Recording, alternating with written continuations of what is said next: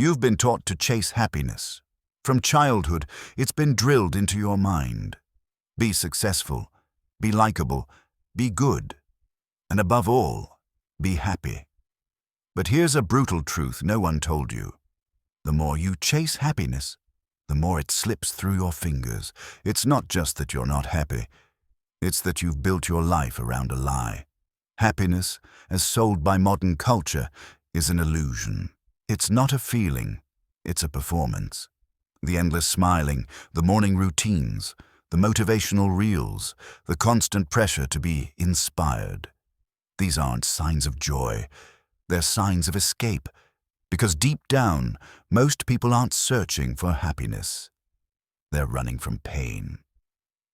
And this is where Carl Jung's voice cuts through the noise like a blade. He didn't tell people to be happy. He told them to become whole. There's a reason Jung's words echo with power even decades after his death. Because he understood something most people never will. Happiness is not the goal of life. Wholeness is. And to become whole, you must first do something most people will never dare. You must face your shadow. There is a part of you that you do not show the world. A darker, quieter version of yourself that lurks just behind the mask. It's where you hide your anger, your envy, your selfishness, your resentment. All the traits you deny, all the desires you suppress, all the truths you pretend aren't there. That is your shadow. And the more you ignore it, the more control it has over your life. You see, the people who seem the happiest on the outside are often the most fragmented on the inside. They smile because they've been trained to. They stay positive because it's expected. But underneath the surface, there's rage, fear, sadness, unprocessed, unspoken, unresolved. You cannot heal what you pretend doesn't exist. Most people will live and die without ever truly meeting themselves. Not because they can't, but because they're afraid of what they'll find. They confuse comfort with growth. They think healing means avoiding pain, when in reality, it means walking straight through it. Jung once said, "There is no coming to consciousness without pain," and that sentence alone destroys the modern self-help industry. You don't fix your mind with 10 tips and a gratitude journal.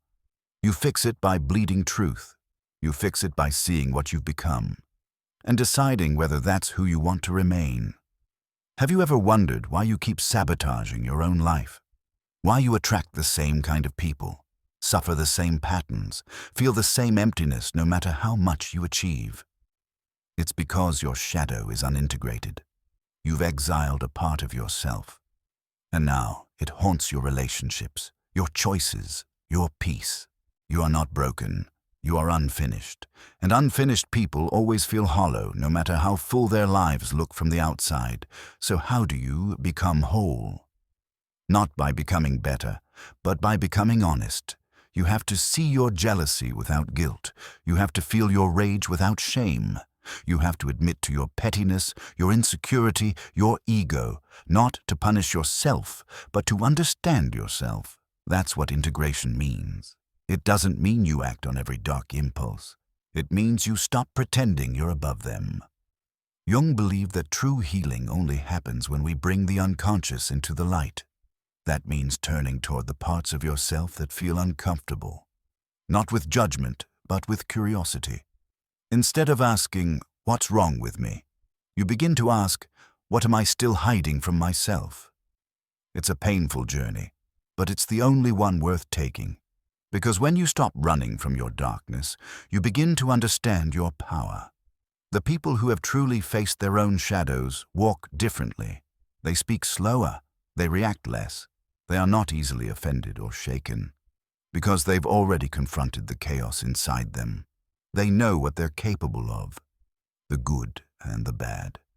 And that self-awareness becomes their quiet strength. Most people are slaves to their unconscious minds. They call it fate, but it's not fate. It's avoidance. Every suppressed thought, every buried fear, every unspoken truth. It finds its way into your life through decisions you don't realize you're making. That's why Jung said, until you make the unconscious conscious, it will direct your life, and you will call it fate. So stop running from your sadness. It's not weakness, it's a message.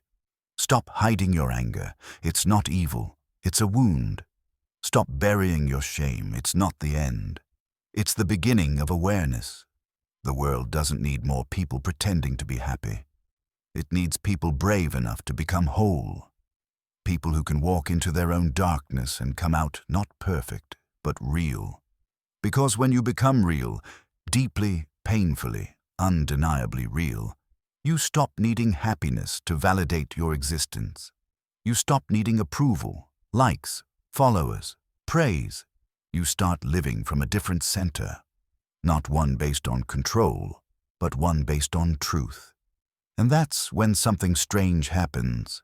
Happiness, the real kind, begins to show up quietly, not as a goal you chased, but as a consequence of your honesty, of your wholeness, of your courage to finally meet yourself fully. So if you still feel empty, if you're tired of pretending, if you're still chasing a feeling that never seems to stay, maybe it's time to stop asking, how do I become happy? And instead ask, who am I when I stop lying to myself?